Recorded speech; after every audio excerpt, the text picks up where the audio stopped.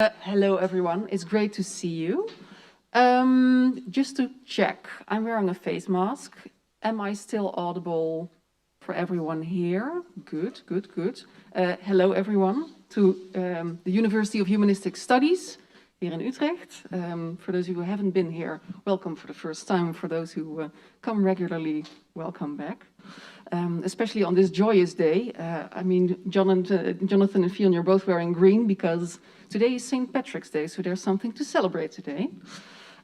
Also, welcome to those joining us via live stream. I think that's the camera. Hi.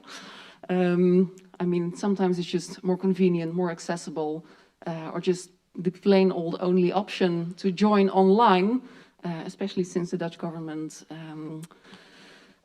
removed the final coronavirus measures last week, so some people are forced into even more isolation. And when I was thinking about this, I thought, ooh, this sort of connects with today's themes, because today, I'm grabbing my notes here, we are discussing ableism in research and academia. And what struck me when thinking about having a hybrid meeting like this, people not being able to come in person, I was thinking about questions like, whose voice can be heard and whose voice is silenced? Whose knowledge and experiences are recognized and celebrated and whose are not, in society in general, but especially also in academia, what we're talking about today. And also who can be visible and who is forced outside of the mainstream perspective. So I think those are questions we will be touching upon today. I'm really looking forward to it. And speaking about visibility, I am aware that I'm quite visible at the moment, and most of you have no clue who I am, so I'll just briefly introduce myself. My name is Eline Pollard. I use she and they pronouns. I'm a PhD researcher at the Vrije Universiteit in Amsterdam. And I'm working on disability history in the Netherlands, more specifically Het Dorp, which is a neighborhood in the eastern part of the Netherlands, built specifically for people with physical disabilities over 60 years ago. So that's my topic. But today I am just your moderator. So I am very pleased to introduce our guests of today. I will give a very brief introduction about you, and I will let Alice do the rest of the talking when it comes to the introduction. Fionn and Jonathan, when I was preparing for this meeting, of course, I looked at your website, and I want to read to all of you the mission statement because I loved it. And I quote here, Fionnathan, which indeed is a conjecture of your both two first names, Fionnathan exists to have fun and to change the world, to trouble your understanding of ability, to reveal superstars in our midst, that's promising, and to prove that, in fact, we are the people we have been waiting for, which I loved.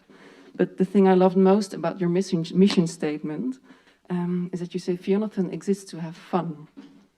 And I think there's way too little disabled joy in this world. So despite the fact that we're talking about heavy topics today, ableism, big topics, big questions, I would also like for us to have fun, especially on St. Patrick's Day. So, I am going to ask Alice Schippers, the Professor of Disability Studies here at the University for Humanistic Studies, to come up. I'll pass you the mic, and I'm really curious to know how you came across Fionnathan and what your hopes are for today's meeting. Yeah, thank you. And I'm just checking, Jane, if I'm still in the frame. Hi, everyone, here and at home or wherever.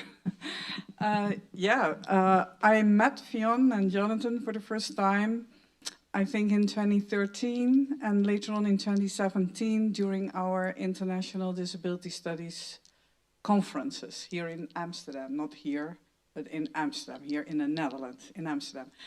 And talking about fun, the first thing that we did together was that you approached me to ask, there is a conference dinner, is there music? No, there is no music. Can we do the music? Yes. So that was our first,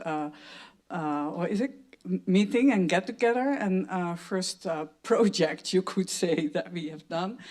And then afterwards I did a study on fathers and fatherhood. So I interviewed Jonathan. But as there is also on your website, but what you learned me then was that actually I was asking you as a father, but we talked also about research and inclusive research, and that you said, but if we talk about that topic, you cannot have us apart from each other. You only can approach us as father and son company together. And that struck me. So I thought, okay, wow, this is something that I need to digest. And it learned me a lot. It learned me, for instance, that we are at the University of Humanistic Studies. And at this university, some of our colleagues are very knowledgeable about autonomy. And yeah, we're one of the founders, you could say, of the concept of relational autonomy. And I think you are a perfect example of such a concept. But concepts are in your mind and sometimes distract you from, yeah, for me, let's speak about myself, that I can be in my ivory tower and process things, and then suddenly I am confronted in practice with something that is disturbing my ideas. But that's actually what we are here for today, confronting the idea of what is academia, and then I make a kind of switch to what, for me, is the idea of today, and that I'm very happy that when I invited you to come here, that you spontaneously said yes. And next to that, because we have planned to go to the Vermeer tentoonstelling, the Vermeer exhibition, and then I said, and you already, yeah, experienced that it's so popular that you are not able to go. So therefore, I'm wearing my Vermeer dress or skirt. It's very old. It's not specifically bought for this exhibition, but anyway. But my aims and ideas for today, to put this forward with you together, and we talked about it, so if I took it wrong, you have the floor more elaborately after me. You can rephrase it if you wish. But is that we are here also, you are also invited, not only from Disability Studies in the Netherlands and the chair that we have here, but also from the steering committee, Diversity and Inclusion of the University of Humanistic Studies. This is actually, and I'm looking to my colleagues from that steering group, Farage Winter and Caroline Suransky, who is the chairperson of this group. This is actually the very first workshop that we do outside of our steering committee. So yeah, I feel a little bit proud as well that it is about our topic, you could say, about disability, but it is also about the intersection of several exclusionary practices within academia. Because within the systems and structures of academia, within the core business of academia, that is doing research and knowledge production, we have faced the last 10 years since we are trying to establish the very field of disability studies in the Netherlands, that are many complex dilemmas in this, in both realms. So, and I mean within both realms, it is within the academic structures and systems, but also in the very core of what do we perceive as knowledge and knowledge production? What do we perceive as the knowledge canon, so to say? What is part of it and what not? And here at the UVH, the University of Humanistic Studies, we feel we belong, because the mission of this university is to contribute to a just and caring society. But to put missions into words and to practice what you preach is sometimes complex and another piece of cake, I would say. Yeah, so we have lots to learn together within our community. And concepts such as interdependence and social justice are at the core of what we are researching and teaching here. And finally, before I give you the floor, one of the very often overlooked terms, or well, term is the wrong word here, but within the intersections of marginalized groups in our society, disability is often overlooked. That is the point I would like to make, not only here, but also in policy and practice. And a useful term to articulate the discrimination based on the mainstream norm of an abled body or an abled mind is ableism.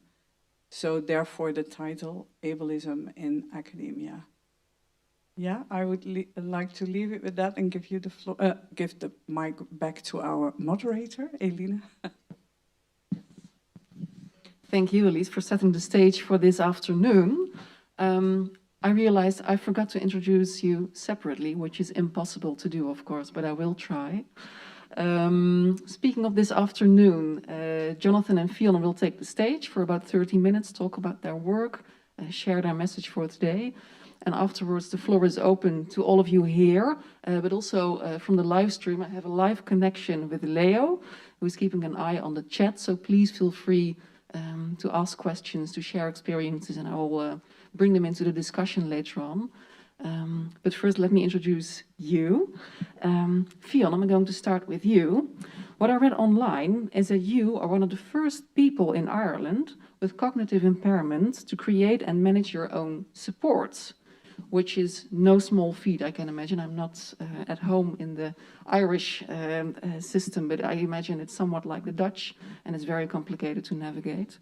I also read that you appeared on TV, and that you're a part of lots of advisory councils, organizations, associations, so really looking forward to hear what you're having to say this afternoon. Jonathan, about you, I read that you have over 20 years of experience in education, so you're right at home here at the university, that you co-authored a government report on public response to disability service reform initiatives, and that you also co-authored a book on what a good life is according to people with disabilities and their families, and that you're also doing PhD research in this field. So I think the combination of having the both of you is wonderful, and I'm going to quickly give the floor to you because I should shut up and start listening. Great. Thank you both for those warm introductions. We're going to do our presentation up there, right? Yes. Okay. So do you want to say anything before we move? Yeah, just that I'm excited to be here and to share our story. Me too. And our main aim is that you leave today feeling like your time was well spent. So you can let us know if that's true or not at the end. So, one moment, please.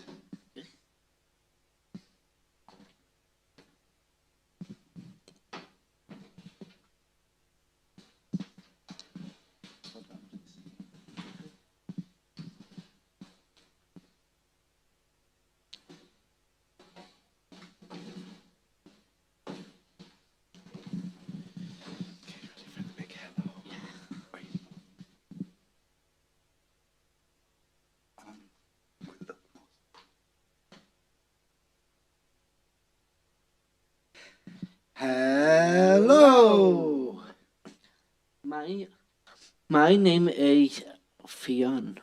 And my name is Jonathan. And when you put our two names together, you get Fionnathan. Fionnathan is a father and son team. A son and father team. A son and father team planning to change the world. One research project at a time. And we're looking forward to sharing with you a bit about our work, but our work is vast. And so we're focusing on one aspect really, which is research and academia. Yeah. Before we jump in, just some of the other things that you do with your time, Fionn. What other areas are you engaged in? Well, the three main pillars of our social enterprise that we work in are the arts and media and education. Yes, so concerning the arts, you are a visual artist. Yes. I should have mentioned on the first slide there that that's a piece of your artwork. Yeah. And do you want to describe it? What, particularly for people who don't see it, you could Right, tell what yeah. it is that's on the screen there. Yes. So it's a monster I have created. Perhaps you could call that an academia and research monster. Right. Yeah, it's kind of like a sea anemone in that it's reaching out with these with these antenna like fingers reaching out. And what about its face? That its face looks like it has all these different windows on it. Yeah, and we thought of that as being related to research because it seems to be all senses, all taking things in That's right. and exploring the world. Yeah, So a research monster. yeah. And you're pretty keen on monsters in general, aren't you? Oh yes, I love monsters. And why is that? What is it about monsters that intrigues you so? Well, I suppose. Greek mythology, Indian mythology, the whole world of mythology, really, actually. Pretty deep stuff, huh? Oh yes, Tells some pretty powerful stories. it does. Yeah. Also, just the idea of the outsider is Yeah. something that we've talked a lot about. Yes. And appreciating what at first we're frightened by. Yeah. There's always this invisible monster that we don't see in society, actually. So. They're kind of left at the sidelines. Yeah. Yeah. And the more they're left, the angrier they get. Right. Exactly. Yeah. So that's our three pillars. Do you want to say them again? Yes, our three pillars are education, media, and the arts. And then the picture there is just of the two of us with water bottles. Yeah. And you're growing back your facial hair, but I don't I have as have, much yeah. as I did then in that picture. Right. So we move on. So when we say we do research, Yeah. when we started to think about it, we realized we do a lot of different kinds of research. Yes. And we thought, well, it can be categorized into 5 groups. Yeah. So you want to say what those are? Yes. We do volunteer subjects, and we have academic partners. There's the inclusive research network.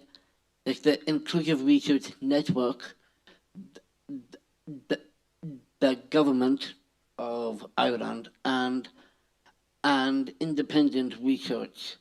So we're going to talk a little bit about each of those kinds of research that we engage in. Yeah.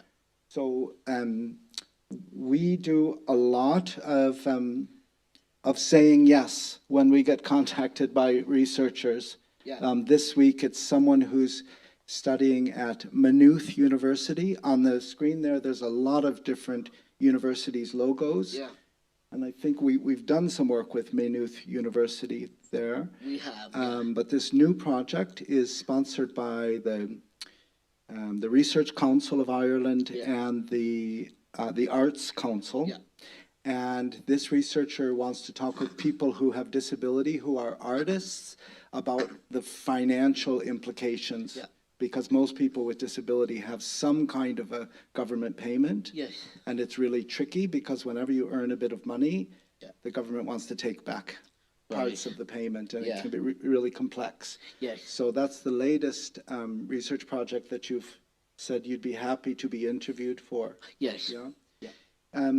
So there's nothing wrong with being research subjects, That's right. except it's not doing research. It's just being Yeah. researched upon. Yes. But we Exactly. say yes because for 3 reasons. One is that we want to spread the word about what we're doing. Yes. Another one is to make contacts with researchers, Yeah. maybe future collaborations.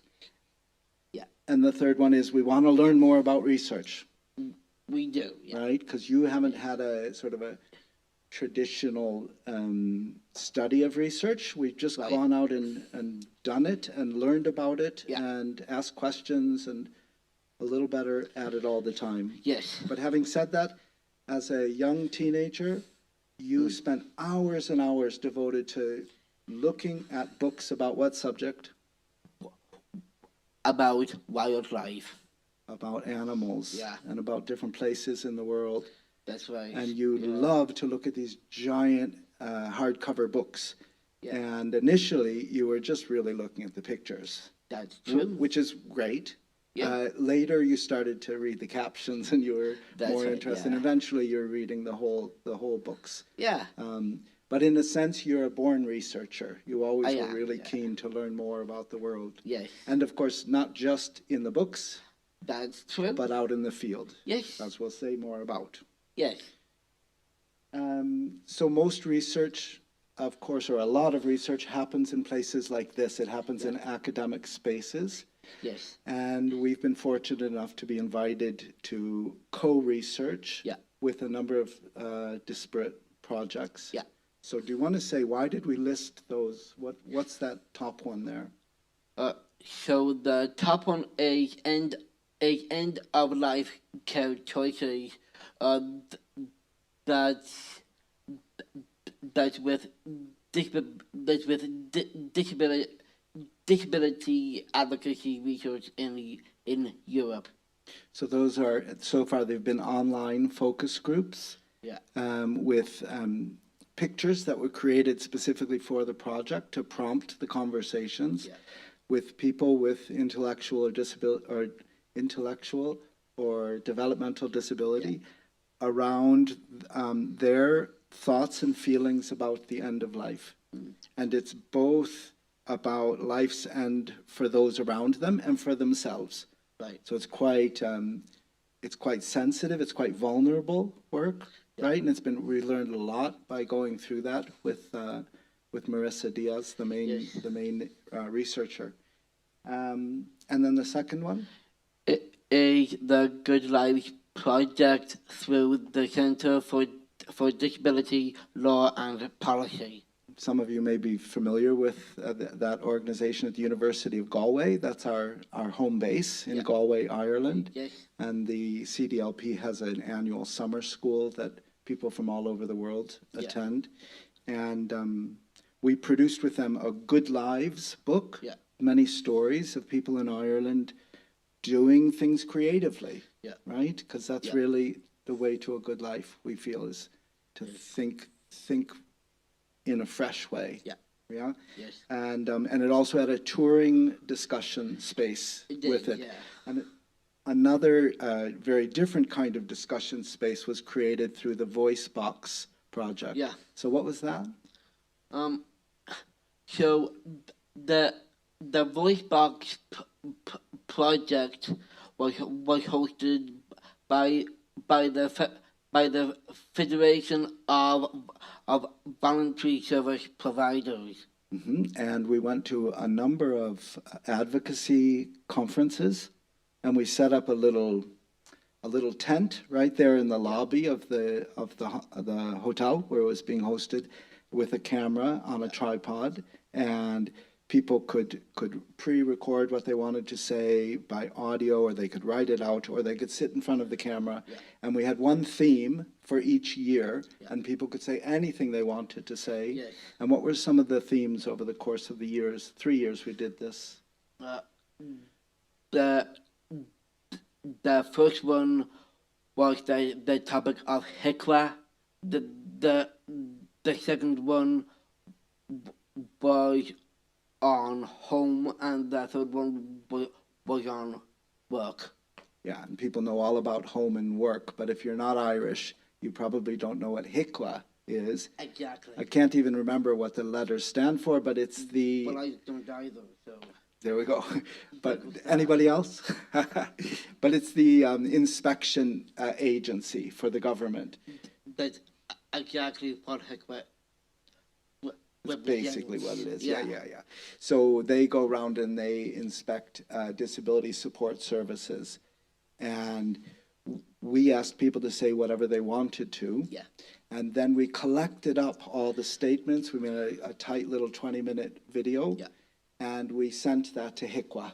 Yes. And the CEO was very impressed. Yeah. And quite a man who thinks creatively and said, we really need to learn from this.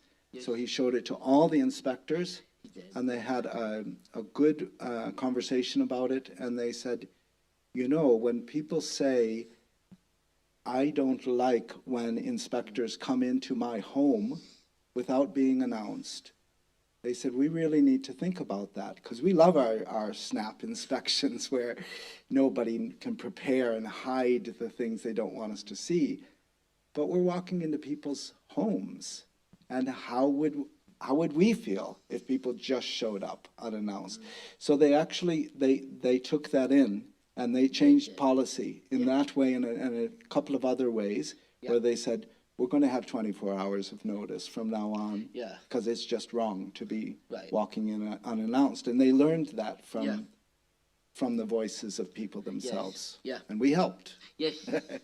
Then DigiID is it's going to be a phone app, right? Yes, it's going to be a smartphone and tablet app. And what will it teach people who use the app?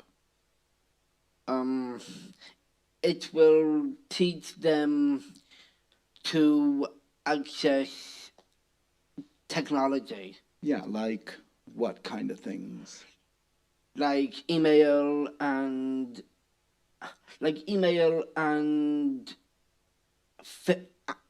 Facebook.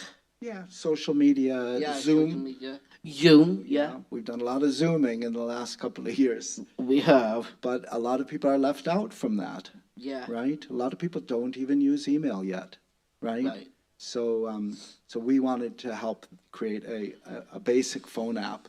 And of course, all of the tutorials are created by people themselves who have living experience of intellectual disability. Yes, and this project called DigiID or Digi Academy is run by the Trinity Centre for Aging and Intellectual Disability. Yeah, with partners across the EU, right? I don't remember the funder. We're supposed to say the name of the funder. Oops, forgot.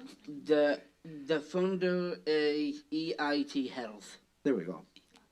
Okay, and the last one, it's not written in words. It's that image on the left, which is too small for anyone to see your name there in yellow. But that's new news. So what is that project?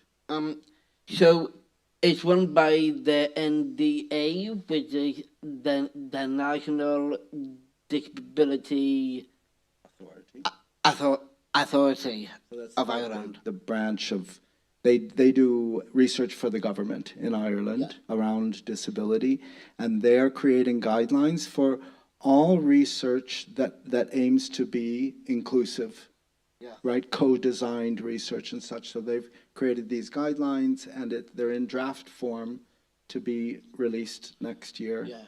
Or next month, excuse me. And you are listed as being on the advisory panel for that. Is that what it says? Project Advisory Group. Yes. Yeah. Which was an easy fit because, well, as we will share, your work with IACID is very much about inclusive research.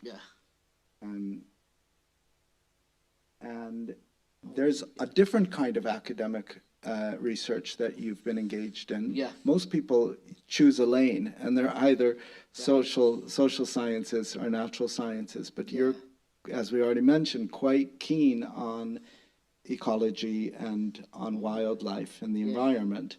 So here's 3 projects that we mentioned that you've been involved with academics doing. So the first one is the bottlenose dolphin survey that was with the Irish Whale and Dolphin Group, IWDG for short. And it involved 1 week on a boat out on the ocean. Yeah. Right? Yes. And we brought our instruments, and the crew agreed that we would try to have Fionn and I on each island we passed along the west coast of Ireland. There's a lot of little islands. Yeah. Did anyone see the Banshee of Inisherin, or you've heard of it? That's one of those many islands. And we played music on, I think, about 8 islands during that week. Right. And saw some bottlenose dolphins. Yeah, we too. did. Yes. The second project we did was with the Vincent Wildlife Trust, which was this Irish Stoat survey. Yeah, and then the eBird project is just to use a smartphone when we go bird watching and to record everything that we see. And we did about 100 such walks during the COVID lockdowns and such. That was one thing we could do every day. Yes, for the Cornell Labs of Ornithology, which is a part of Cornell University. Right, so in that case, the researchers don't even know that we're researching with them, right? Exactly, It's a citizen science project of thousands of researchers, right? Yeah. So anybody can join up with that. So that's another kind of research that's quite democratic, if you will, in terms of who's involved, but also with very limited involvement. Whereas the other projects, we may have had some say in the research design and in how it's presented to people. In that third case, we just submit info. Right. Yeah. Yeah. So at the other end of the spectrum, in terms of involvement of people with disability, is this crowd. Yeah. Yes, that's IRN Ireland. IRN stands for the Inclusive Research Network. And we've been members of it since before you finished secondary school, right? You were still in school when we found them, and they had already been working away together for about 5 years. Yeah. It was set up through a government grant, and it was a particular service provider working with a particular university.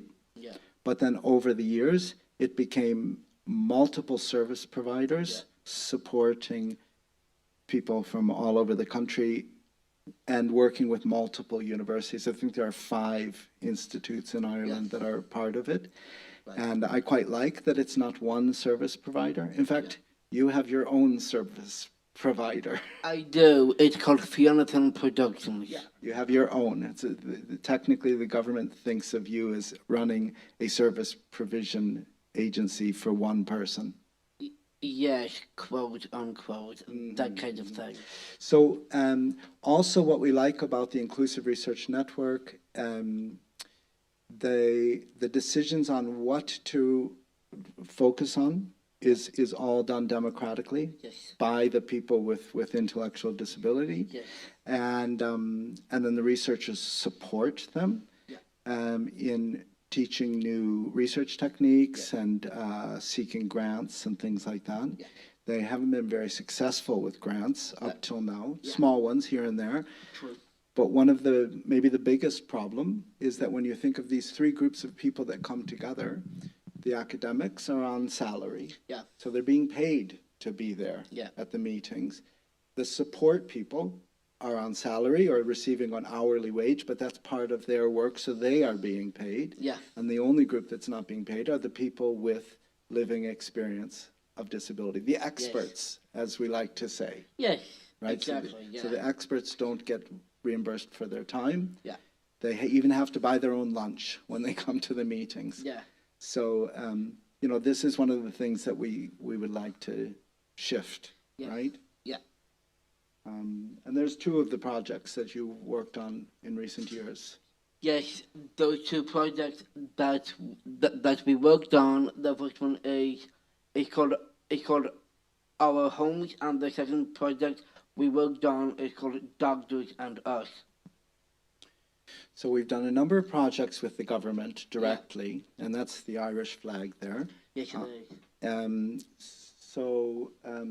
The Personal Budgets Task Force, I think one thing that's quite illustrative about that work was that it was people with disability, it was family supporters, it was people with long experience in traditional supports, Yeah. and government officials. So you had the people from the health department who were there, and one of the things that they contributed to the conversation was an observation that, well, surely when we roll out personal budgets and make it available to everyone in Ireland, we're a little bit slow in the process when you look at other countries, but we're ahead of some others. Surely if someone wants to use their money to support them when it comes to transportation, or when it supports them in the workplace, that won't be allowed, because there's a Department of Transportation that should be funding that, and there's a Department of Employment that should be funding that. So we don't want health department money being used for those things. Yeah, there's even a department for labor apparently as well. And from the family point of view and from the individual point of view, we said, but sure, what are you suggesting? That we have 20 different personal budgets and each one needs to be spent only on these things. So you can see the how a difference of viewpoint brings you to a different conclusion. Fortunately, the money now is being shifted to a whole new government department. Do you know what it's called? This is a big challenge. Yes, it is. It's the Department of Equality, Children, Equity, disability, and what's the last one? Youth and integration. So That's it, yeah. anything else we could throw in the mix? I don't know. But that's the new department. But it's better than the Department of Health, mind you, for considering how to support people to have good lives and to have autonomy and to have choice in the world. Health doesn't really cover it, so maybe it's progress. Yeah. Then there was the Transforming Lives Working Group, which was creating a document that is to help the Department of Health speak to stakeholders, for lack of a better word, right? Right. And then there's the Decision Support Service. We just got news. Fionn's been on the advisory group. That this is being launched next month. And Fionn is also in a national commercial, talking about, what is it, my choices, my rights. Yeah. And so that's pretty exciting. Ireland finally has done away with the Lunacy Act from 1880s that said that people could not be married. This is both for people with intellectual disability and elderly people who are seen to be no longer able to make decisions, couldn't enter into mortgages or other legal contracts. And finally, in December of last year, that was replaced with this new law, which assumes capacity. Whereas before it was assumed you didn't have it. Right. And so that's some of our work with the government. But most excitingly is our independent work, research work that we've done ourselves. Fionn is keen to visit places where the wild things roam. And you've been to 26 countries so far. I have, and then 26. And I'm 26 years old too. And you plan to keep up with your age all the way through? I do indeed. But you're going to have to speed it up if you want to visit all 195 countries. Exactly. So the Happiness Project, tell a little about that. Well, I didn't know what to do with my life, so I was wondering about what to do with my life, really. So I decided to do this interview project, asking one simple question. Well, I call it simple, but the people subject that I'm interviewing, some of them say, "Oh, this is simple," and others say, "No, it's not." And but the question that I ask them is, what do you love about your life? And you ask that of people who are successful in the various fields that you're considering devoting your own life to, Yeah. as a career, right? So Yes. filmmaking and music and even politics, Yeah. right? So some of the people, sometimes, because we try to get people who are really good at these things, That's right. so sometimes we end up with interviewing famous people. Oh, yeah. And over the course of the 700 interviews that you've conducted, all of which are on a YouTube channel, Yes. called The Happiness Project, or actually called, Jonathan presents The Happiness Project. You can find all the filmed interviews there. and who has proven to be the most, or which interview has been the most popular of all? Cillian Murphy. The Irish actor Cillian Murphy. Over 1 million times people have viewed that one in particular. Yeah. But who are some of the other famous actors or movie people that you've interviewed? People such as Angela Lansbury. Mm-hmm. Yeah. We just saw her on TV in the hotel last evening. We did. Murder, She Wrote was an old, Yes. an old rerun of that show. Yeah. She was 92 when you interviewed her, and what Yes. did she say she loves about her life? My mother's influence. Yeah. You also interviewed Brendan Gleeson, who was up for, did not win an Academy Award for the Banshees of Inisherin, but sure, nobody else did, so that's that's that. His son, Donald Gleeson, Yeah. who's also become a very successful actor. Yes. Marissa Tomei, Yeah. an American actor. Lots of filmmakers, that is, directors. You interviewed the President of Ireland. I have, yeah. Michael D. Higgins. Yeah. When you interviewed the Sugar Hill Gang, they Oh, yeah. invited you on stage to perform the world's first gold record rap hit, Rapper's Delight. Yes. And how many of the words did you know? None. But I faked it with style. Indeed, you did. And speaking of style, you interviewed Coolio. That's right. You interviewed probably the most famous person in the world with autism. Yes. Temple Grandin. And a wonderful and very effective advocate who died just last month Yes. in America. Judy Human. Yeah. When we met Senator Tom Harkin last summer, he said, she's the reason that I submitted the Americans with Disabilities Act into Congress. Yeah. So we've had a wonderful time meeting some wonderful people, and we continue to do that research project. We didn't really realize it was a research project, but of course it is. That's what research is about, is exploring your life questions. And I think that's been a big part of our independent research, is we want to know stuff about life, and the practicalities of achieving a great life has been the other big theme. Yeah. As mentioned, Fionn's the first person in Ireland with an intellectual disability to manage his own supports. That's right. I am a real trailblazer in Ireland with Down syndrome and with an intellectual disability. For others like me with intellectual disability and specifically Down syndrome.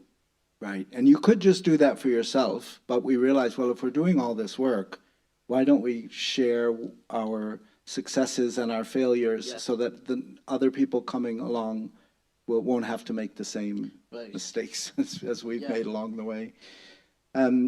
So all this research has led to you having some pretty cool titles. Yes. Right? So Fionn's a heritage expert according to the Heritage Council in Ireland, which means that he visits schools, primary schools, and teaches children about wildlife. And you've been to nearly 100 schools now since Right, yeah. since you've finished secondary school yourself. University lecturer. This is not your first rodeo today. Yes. Do you know how many universities you've given talks to? So many. So many. 31 as of today. Yeah, 31. Yeah.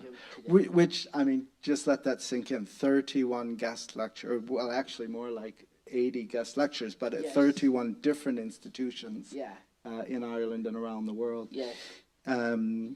You're also the IRN has asked you to be their global liaison. Yes. Partly because we miss so many meetings because we're on the road so much. That's right. Yep. That they said, but you are doing our work, so let's give you a title.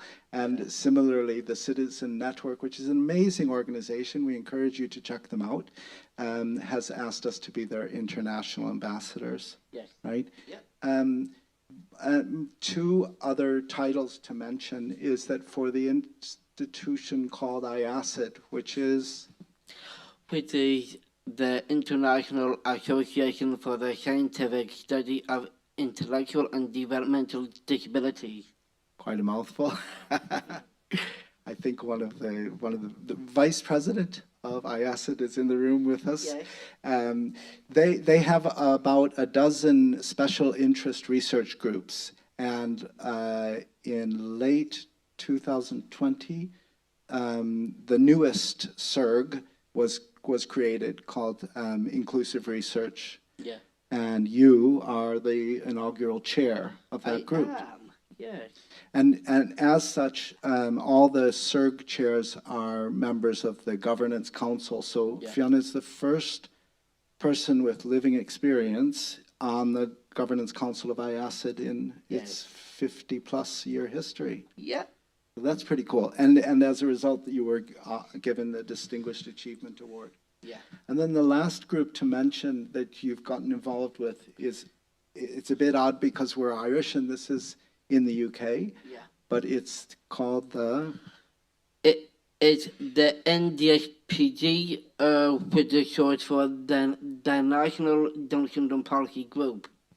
Yes, so they headhunted you, didn't they? They called up and said, would you be involved in our new group? Yeah. We want to help people with Down syndrome in terms of national policy here in England. Yes.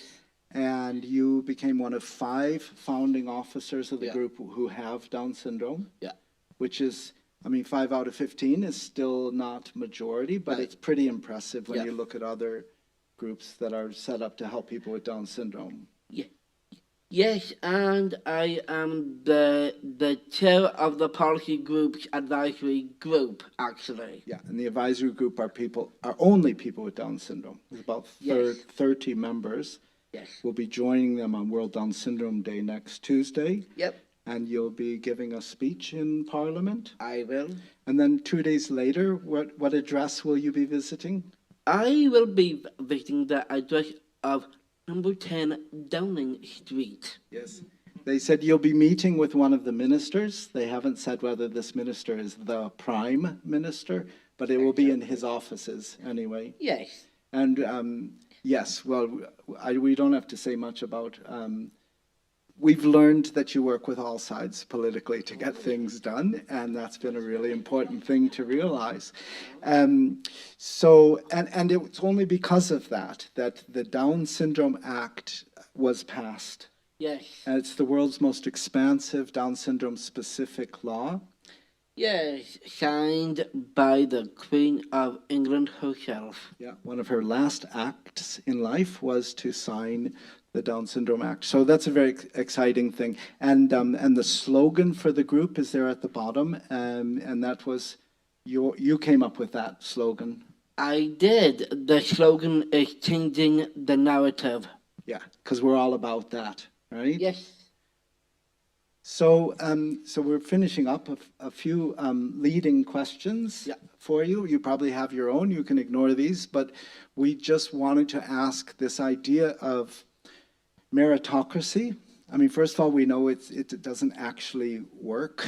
In many cases, it's about, like, there's a term trending on social media, Nepo babies, right? You've heard this idea of so many people, famous actors, just coincidentally happen to have parents who are famous actors. So, you know, the whole idea of meritocracy is tainted by, you know, family relationships and power being passed down to favorite friends and that kind of thing. We all know that.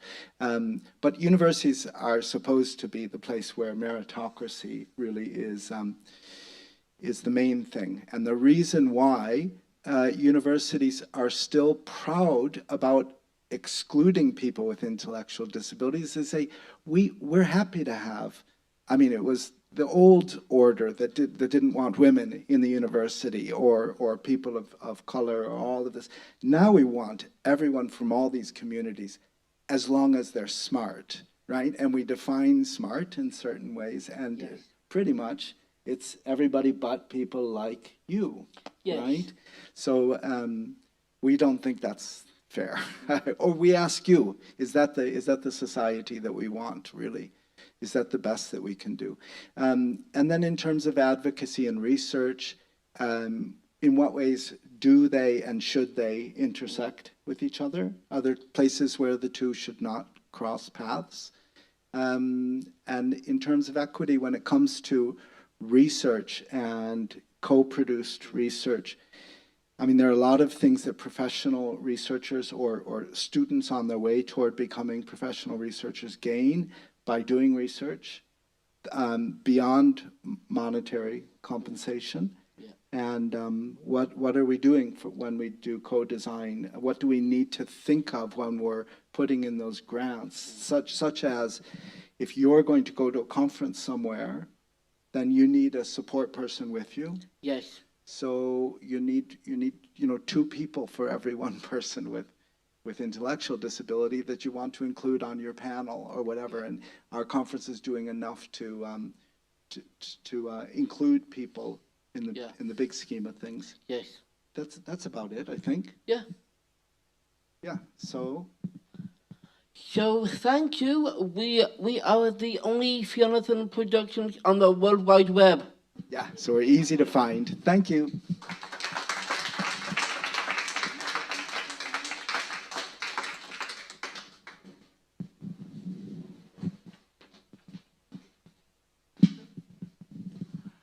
Fionn, Jonathan, thank you so much. What I really loved about your talk is how you made research simple again. This sounds like a slogan from a very wrong person, but I mean it differently.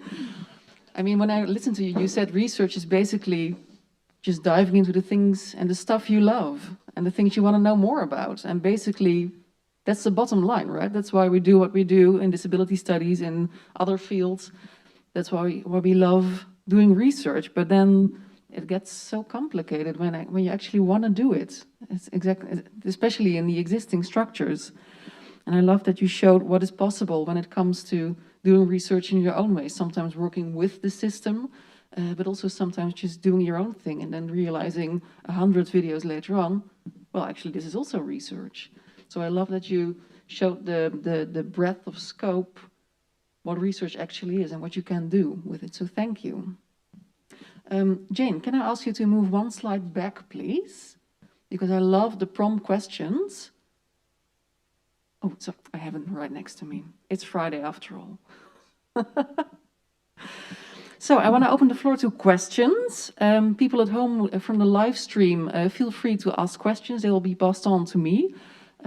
Is there anyone here in the room that's had a chord struck by the presentation, perhaps looking into this meritocracy, advocacy and research? I propose that if you have a question, you just shout it to me and I'll recap so people at home can also hear.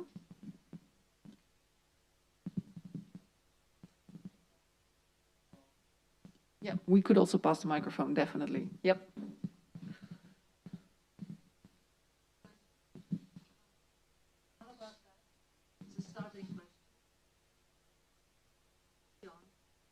What is the best search interest?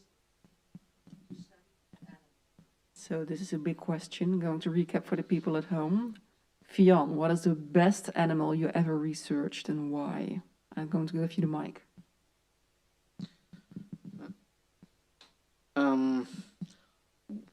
Well, that would be the clouded monitor lizard. I've never seen a Komodo dragon in my life in the wild, but I have seen a clouded monitor lizard for my very first time in Malaysia, actually. And why is the clouded monitor lizard your favorite? Because the reason why it's my favorite is that its bigger cousin is the Komodo dragon, and I would really like to see a Komodo dragon when I go to the Komodo Islands of Indonesia. I am, yes. They're also a little bit monster-like, if I'm not mistaken. So perhaps this is a red thread for today.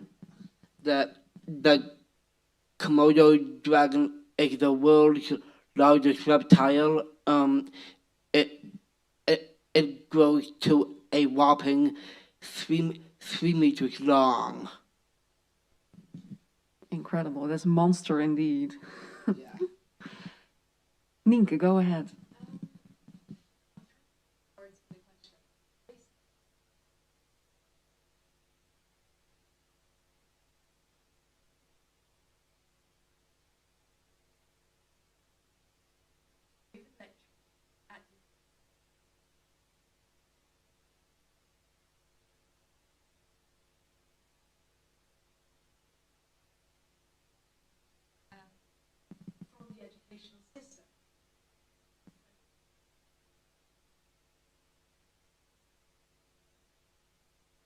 If I could just rephrase, you've done so much work. It's being recognized all over the world by persons, by organizations, by policy makers. What about acknowledgement from educational institutions, from the educational system? How about that? Yeah, it's a great question. Thank you for asking.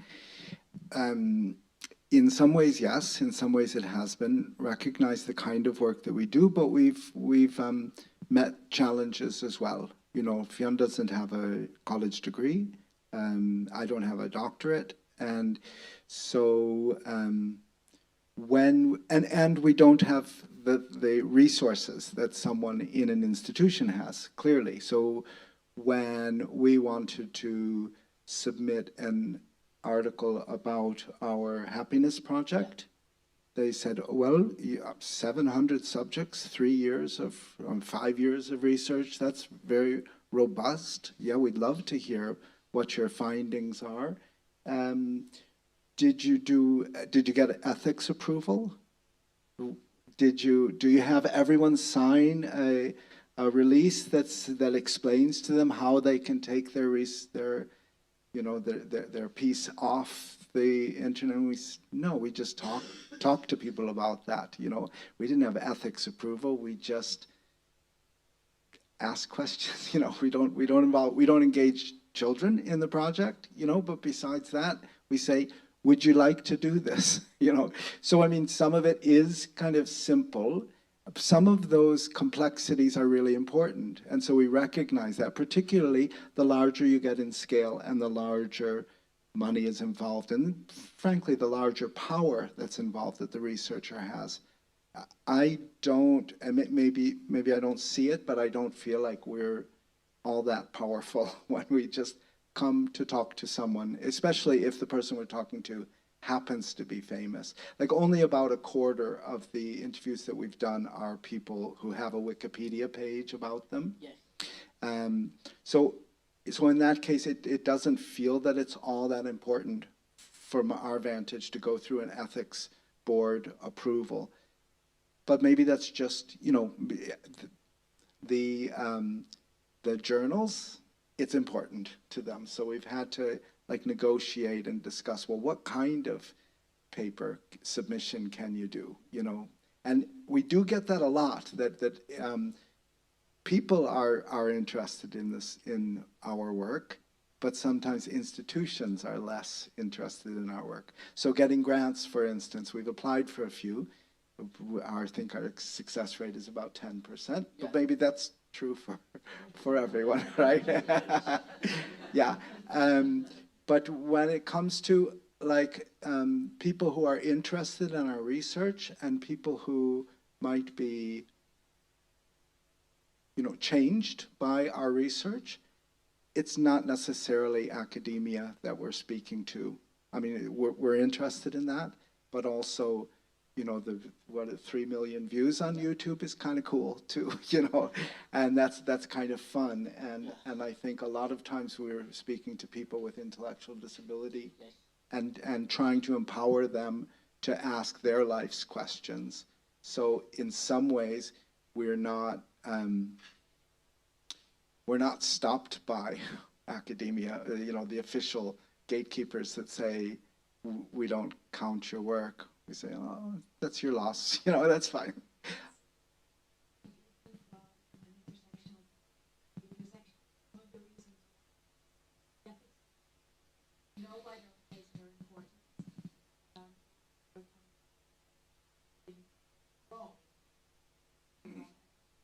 Mm-hmm.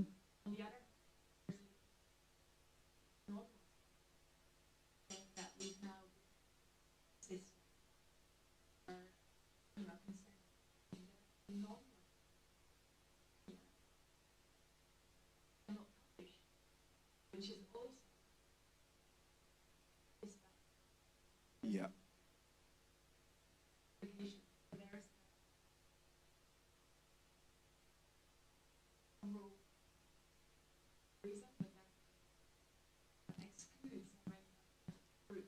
Yeah, yeah, very good. So if ethics boards were had as a motive to empower the disempowered and to disempower the empowered a little bit, you know, then that would be true ethics, wouldn't it? And that would maybe go beyond what ethics boards usually concern themselves with. But an ethics of fairness, an ethics of equity.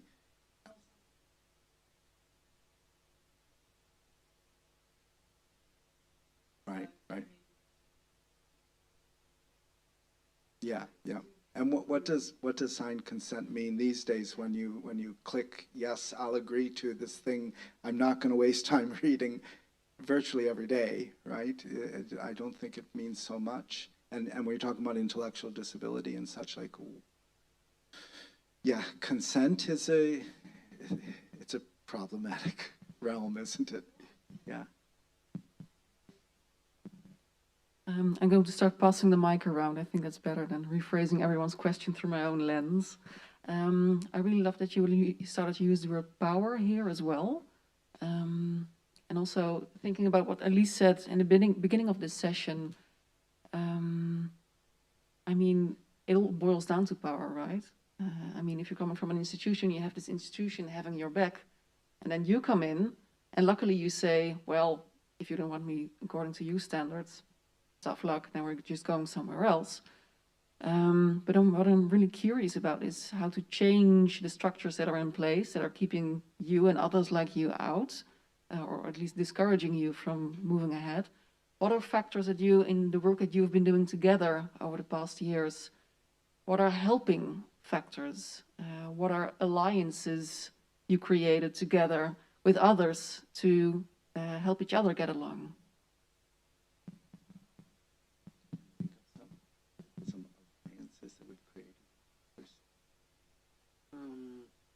No, because I don't know what that word is. Okay. So alliance means like a partnership. Oh, okay. To help us do our work. I can think of a few universities that we collaborate with always, Okay, mention one. like Trinity College or UCD, that's University College Dublin. Right. So in the case of Trinity, with their look at aging, Yeah. and intellectual disability, that's been really helpful to us, Yeah. to see common ground in all people who are on the margins. Yeah. Right. So when we started out, it was about Down syndrome, right? And in some ways, we've continued with working with the Down syndrome groups and things. Yeah. But really, we've expanded just by when you moved into your own place in Galway, you found yourself in a neighborhood that was very diverse. That's right. The most diverse in all of Ireland, Yes. with 48% people who've come from some other country. And after 3 years living there, what did we slowly become aware of? Of the local origin was Jewish family resource center. We became aware of the Family Resource Center, and at the same time we became aware of the fact that we weren't meeting our neighbors, except in the grocery store or walking by on the street or something.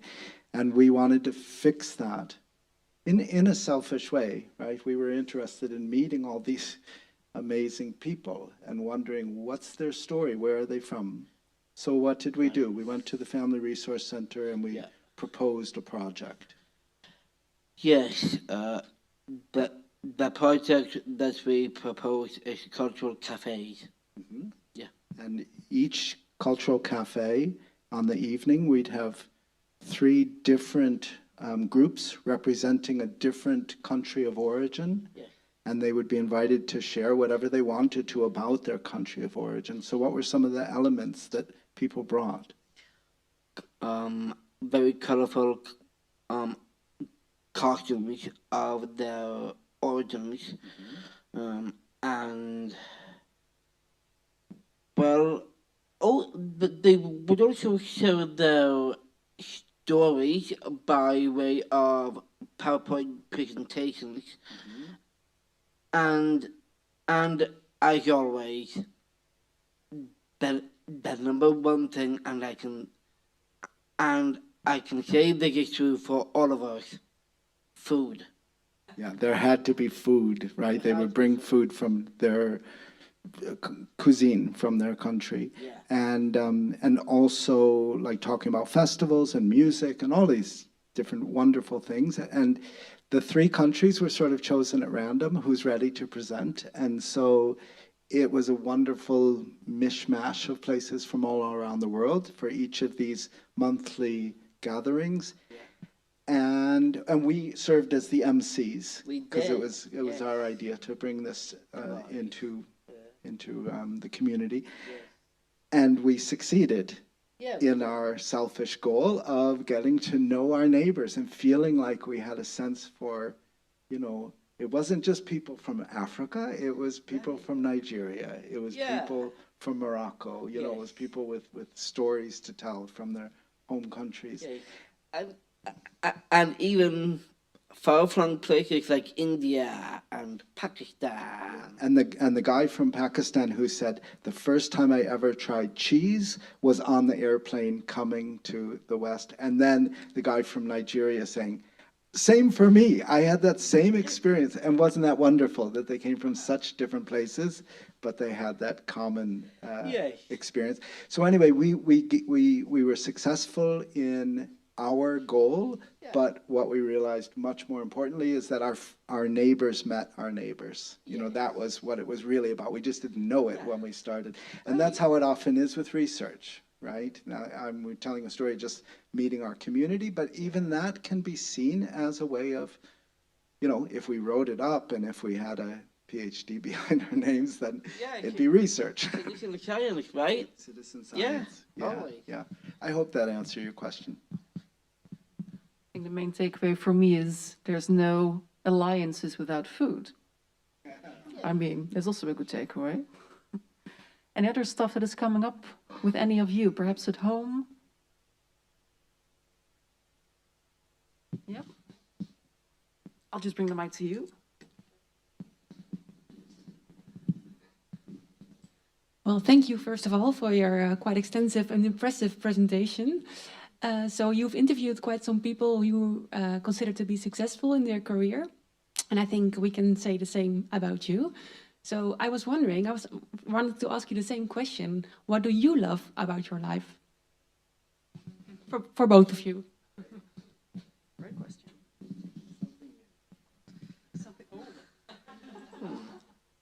We're asked this question often. And Yeah. Fionn, can I just say, Fionn said for the first maybe 24 times, I love to play my violin. And I said, yeah, that's a great answer for whoever's asking, but not for me, because I hear that answer every time. Try to come up with something you've never thought of before. And you've been really good about that since then, coming up with fresh answers. Not to put you on the spot or anything. Right, okay. Yeah. Very generous of you. Well, it's true. I do love my violin, but at the same time, I do love traveling to perform music actually on my fiddle, and I always love getting up in front of such beautiful audiences, and especially this particular beautiful audience right in front of me. Nice. Good answer. Yeah, thank you. I would say that, I mean, it's true, I love research in this wide definition of what research is. It just means I love to wake up every day and to say, what's today hold? You know, where are we? Which hotel are we staying in? Yeah. What country are we in today? That's really fun. Yeah. I also love the challenge of trying to see things from other points of view, which is why I'm so blessed to have Fionn, and that Fionn's interested in being with me. Oh, thank you, my dad. You are a very wonderful father yourself. Good work, good work.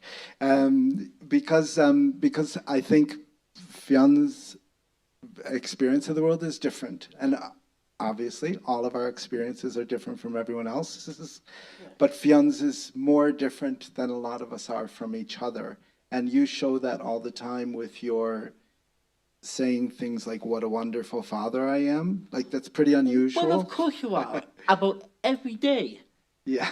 So for someone in their 20s, maybe it's not so usual to say you're a wonderful father daily, you know, the way that you do. And also for Fionn to be so positive about things. And really, the only thing that you're critical of is criticality, you know. and when we see a movie and I say, what did you like about it? There's loads of things, and I say, what didn't you like about it? Hey. You don't have much to say. And that's been part of my work, is to help you to say, well, but there's a good thing about being critical about the world, because then you know when something's really good. Yes. Right? So today's breakfast at the hotel, you said it was awesome. I said, yes, but the hash browns had been out too long. Just good. So we teach each other, and that's a really wonderful thing. It seems kind of trite to say I love my son. Oh, thank you, my dad. But we found that's the most common answer. People say, I love my family first. Second, surprisingly, work. People say, I love my work. And we know there might be some confirmation bias because we interview so many people who are famous for their work. Yeah. Yeah, so who's the guy from Belfast who made a movie called Belfast recently? Kenneth Branagh. Kenneth Branagh had just made a movie for Walt Disney productions called Cinderella, a live-action Cinderella. And you asked him, what do you love about your life? I did. And he said, I love directing films so much that I would do it even if I weren't paid to do it. But don't tell Disney that.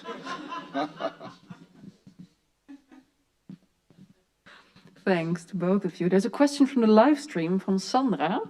And she asked, and I think I'm going to direct this towards the Disability Studies group here.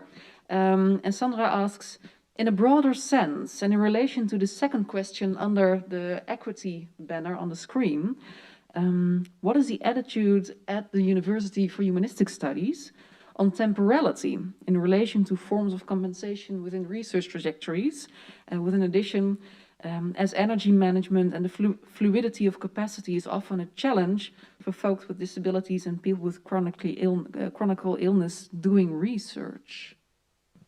I'm going to hand you the mic. Thank you. I hope I got everything because, when we started at this university, it was in the pandemic. So that was for many of us, I think, a disturbing time anyway. There were goods and bads in that. And the good thing was that many people with energy problems were immediately or being more in the position like any of us having like some of you now in the audience at home or wherever you are. Because I know from some in the audience that they could only attend this debate from home because of the energy that it otherwise would take to come here and the energy that you have got left for other things that are important in your life. Coming back to your questions, Fionn and Jonathan. Yeah, so having said this, that means that we are trying to do now, and we cannot do that ourselves because in a way, like you said before, we are the usual suspects, so to say, to bring this up. And what we really want to do is to make disability part of like other issues like feminism, like it was now not the Women's March, 8th of March, but it was the Feminist March, and there were lots of discussions about it also in the public. And I think it would be great if Disability Day, World Disability Day, at the December the 3rd, could change in something like World Ableist Day, because ableism is in the structures and is in every one of us, is in our minds, also within the minds of people with disabilities, and then it's called self-stigma. So, but I would like to also give the floor to our chair of the Diversity and Inclusion Steering Group, because I think we are well underway, but we have so much more to do as well. So we're just at the beginning, realizing, and I know that other universities within the Netherlands, but also abroad, are much way ahead of us. The good thing about that is that we can learn from their mistakes, but that is maybe a blessing in disguise. Caroline, I hope it's long enough. Sure, as I could stand. Well, that's really, it's a good question, and I think we're wrestling with that. And I know Jonathan spoke about gatekeepers, and I think there are gatekeepers, and they believe that they're doing a right and just job in terms of conserving the kind of standards and expectations and ambitions that are the mainstream of academia. So I think making new spaces takes time and effort, and I think at this point we're starting really that journal to see how inclusive is our inclusivity, like what does it ask of the institution of the university. And I think at the University of Humanistic Studies, because we have a normative ambition, we clearly say we want to make an inclusive society, a just and caring society. So I think that places us for particular challenges and obligations also to stretch those boundaries. I can't say we're there yet, but I can say that you are here, and that helps us to foreground it. At the same time, when I look around me, I don't see that many people from the University of Humanistic Studies in our room. And there's always good reasons, you know, people are busy. But I think, you know, your talk kind of brings back the idea of that, why are we researchers and why are we teachers? It's really because you do it because you're curious. And I think a lot of people in academia have forgotten about curiosity as the main driver of change. And I think there's so many obligations we have about funding, about this and that and the other. So I think, you know, you're helping us to sort of bring us back to basics and things. Let's talk about curiosity. Let's talk about what do we need to know to have good lives, and who can help us getting that knowledge. So thank you for that.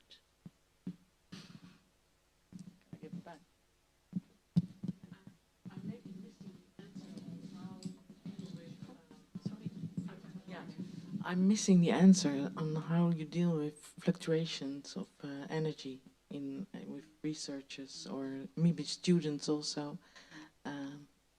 Could you answer on that? Elaborate.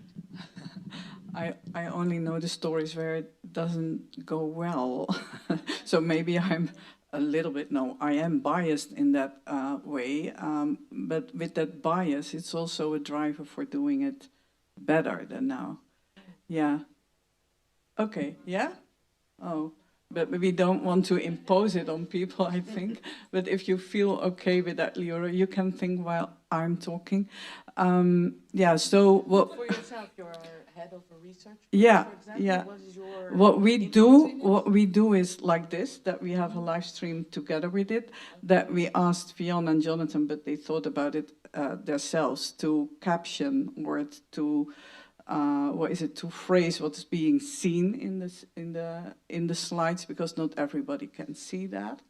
So we try to accommodate that. We try to accommodate for people that have sensory overloads. For instance, this summer, this is a kind of advertisement as well. This summer we will have a summer school, 30 and 31 of August. So welcome to all of those that are interested on disability studies. And from last year, we've learned from the evaluation that 2 days that were quite packed, even that we had larger breaks than usual, that we now have projected 3 days with shorter, with shorter hours, and making it also possible for people with less energy to join the social activities, because most of the times the social activities is what people skip.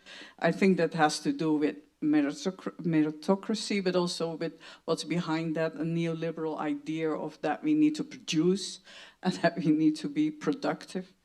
But anyway, yeah, so we try, I think that when academia, so in general, so I take it all together now, so teaching, but also researching, we must realize that we exclude many people that want to reach that and are not able to reach it at all, because of all those systems that have excluded them already previously in life. And yeah, that makes us very humble, but at the same time we try to accommodate for that, but at the same time we would like to try to change the system. Because if we have more universal designed system, then still you need measuring and tailoring for individual needs, but that is for all of us, isn't it?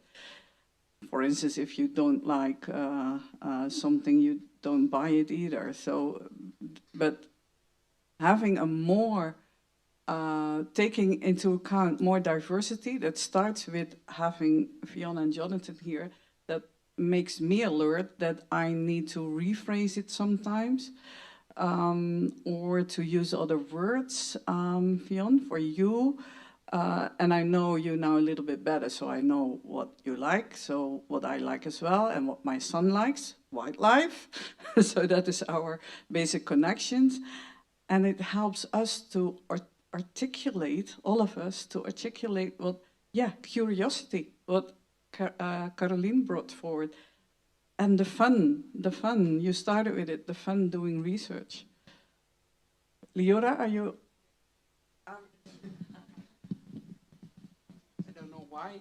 I don't know why you give me the microphone, but well, yeah, but about the energy, about my spoon theory. But everybody, I don't know if people know about spoon.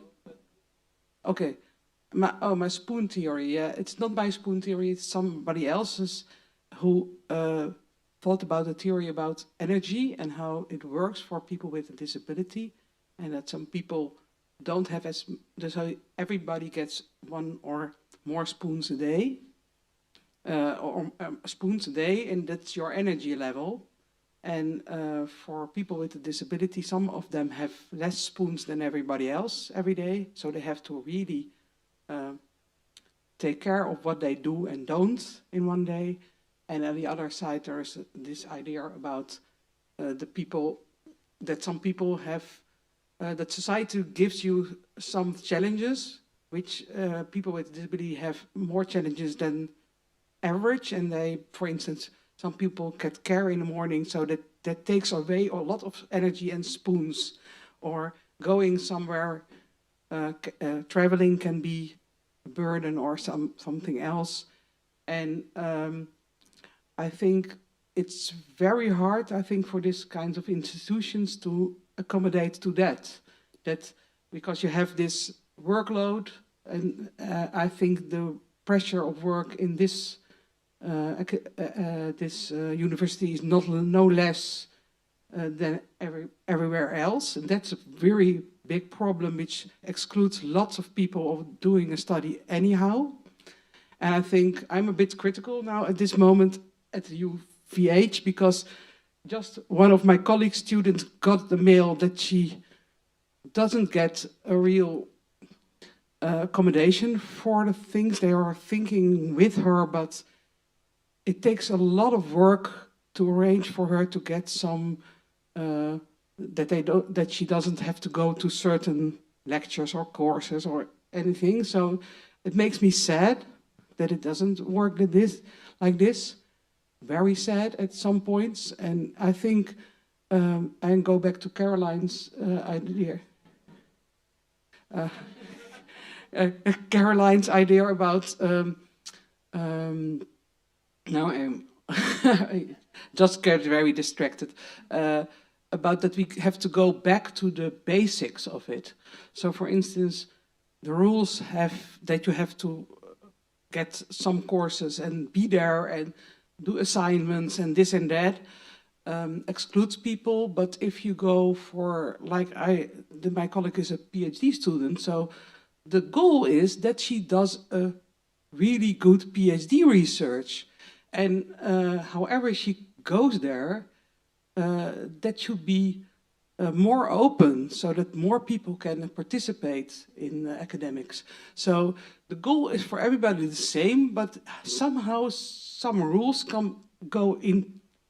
become obstacles instead of helps to go find your curiosity, to follow your ideas. And that's what I think is the problem, and where we can also find common ground, because no university wants people to do a bad PhD research. So, and it also caters for more people that don't necessarily have a disability, but have another learning style or whatever. And I only want, now I have the microphone, I wanted to ask a question. May I, or somebody else first? Okay, very short question about meritocracy, because on the one hand, I understand your story, but the more difficult question, if you were not there, Jonathan, then it's also meritocracy, because 26 countries, it's nothing. So there is some money, or there is some creativity, or whatever it took you to go there. So I think nobody goes anywhere without meritocracy. That's the strange thing about this idea. But maybe you have another take on that.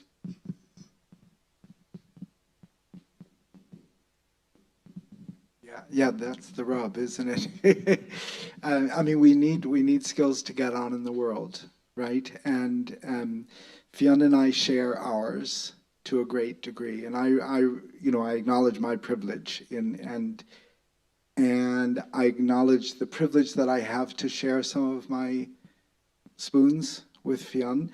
But of course, Fionn's sharing his spoons with me. Like, that's what happens when two people partner up in a successful partnership, right? What do I rely on you for on a daily basis? Well, for quite a lot of things, you actually have a nickname for me that I quite like. You nickname me your external hard drive. Yeah, because you're so good at remembering people's names, people's faces, and I'm not as good at that.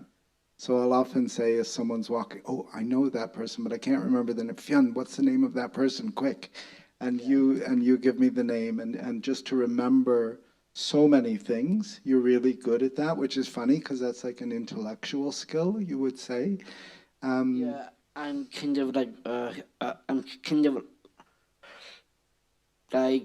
Shazam, and that's where we go. Okay, like a superhero, yeah. So we found a partnership that works quite well, and the world doesn't do partnerships in that sense. Like, you're allowed to do partnerships in certain ways, but not at university, right? And I would like to challenge you to the idea of, like, could we enroll at the university here? Could we earn a degree?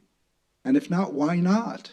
Well, you know what I mean? Because, there's the question of, can Fionn earn a degree on his own? That's also an interesting question. Like, I'm out of the picture entirely. But then again, I would like to earn a degree with you. Yes. I think that'd be kind of cool. And it pushes against our understanding of, no, individuals must stand alone. Like, who says? Why? Why do we need that world?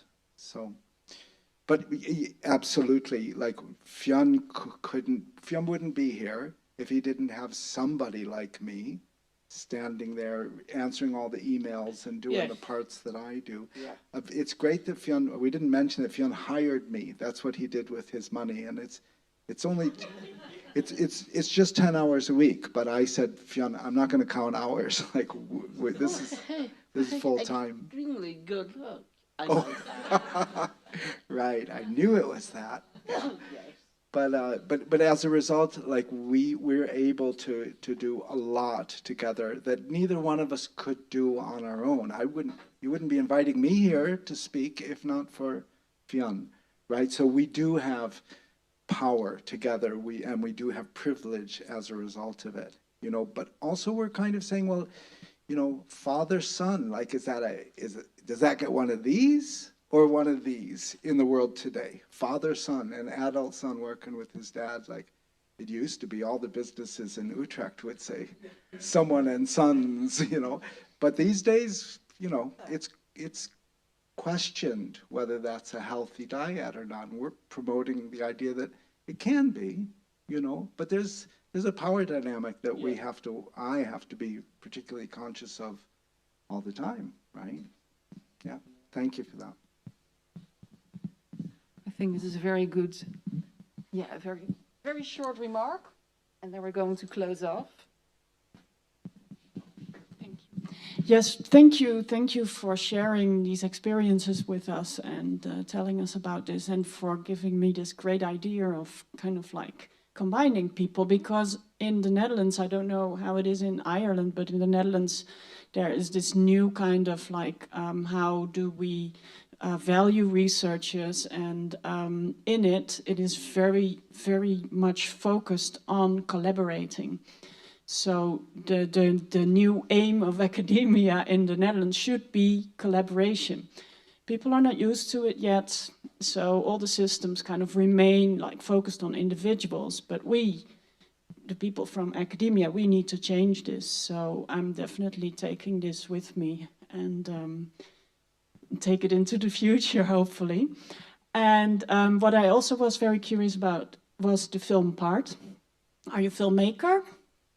Can we see your films, or are you a film lover? And do you, because that was kind of like your pillars, there was film in it, no? I did see that correctly. So I would be interested in that. Yes, well, one of the pillars was media, actually, but I do love watching films and also filmmaking. You're interested in making films, Yeah. and what would be your involvement? What are you working toward? Do you want to be in front of the camera or behind the camera? I think a bit of both, actually. Why not? And you work behind the camera as a crew member, like you've studied a lot about what people do when they're making a film. Yes. One day we watched Lord of the Rings, and you said at the end, we should make one of those. And then I Yes, said, I yeah, did. let's watch for 10 minutes the names of all the people. But now you know what you'd like to do on a film, what Yes. part in the crew, Right. what is it? Either AD, which is an industry term for assistant director, or I could be a producer on the production team, that kind of thing. Okay, so you want to be making them. You want to be the guy who's got ideas and works with the team to create it.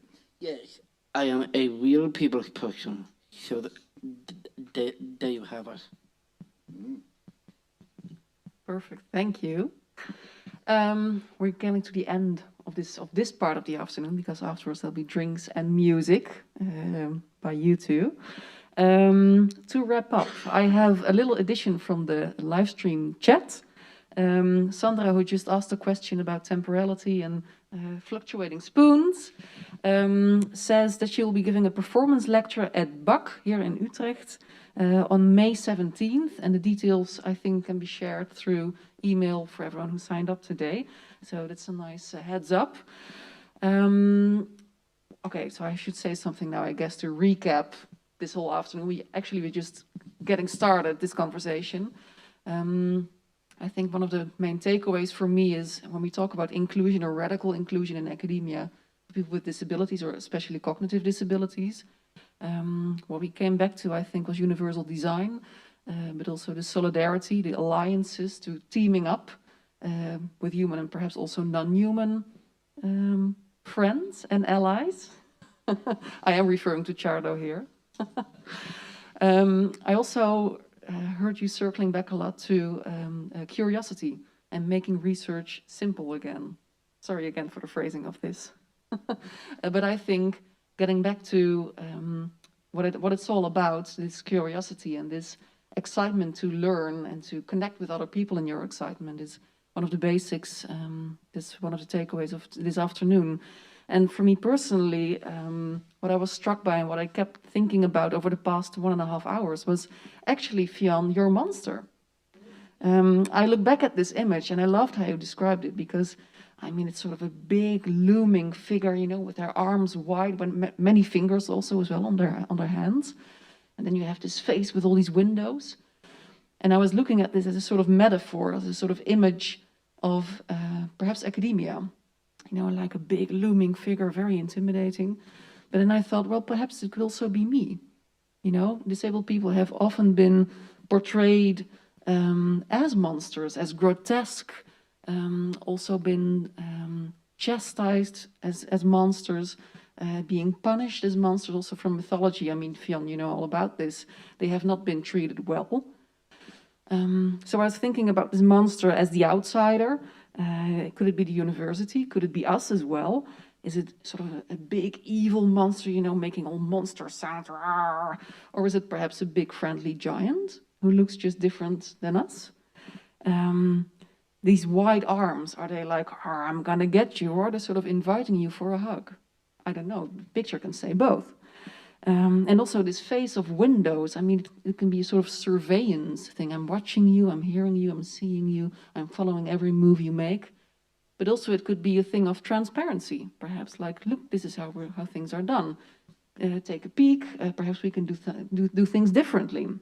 So I think what it comes down to, this monster sort of encapsulates for me this afternoon, because it made me rethink what it is to be a disabled academic and what it is to bring disability in academia, because as Alice said, disability belongs to all of us. It's something that we should all work with, because it offers a very creative and productive lens to look at the world, to look at what we do. So I think this monster you created, Fionn, is actually super helpful. So I want to thank you for that, and also Jonathan, and to the both of you for engaging us in a whole different way of thinking, basically, to show us how you do it and to inspire us with your stories, and to also help critically think about our own contexts and our own work and our own research. Alice, is there anything you want to close off with? Then I suggest we give Fionn and Jonathan a big hand, first of all.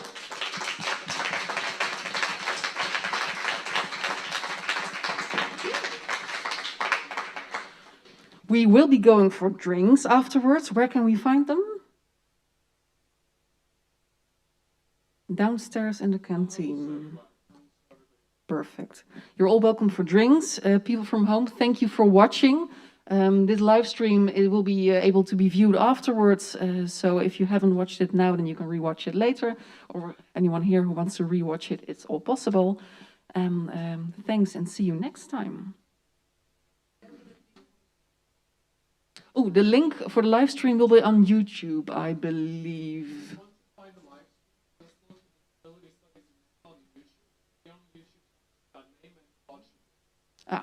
To recap, there's a YouTube channel, Disability Studies in Nederland, and there you will find the recording of today's session. Thanks all.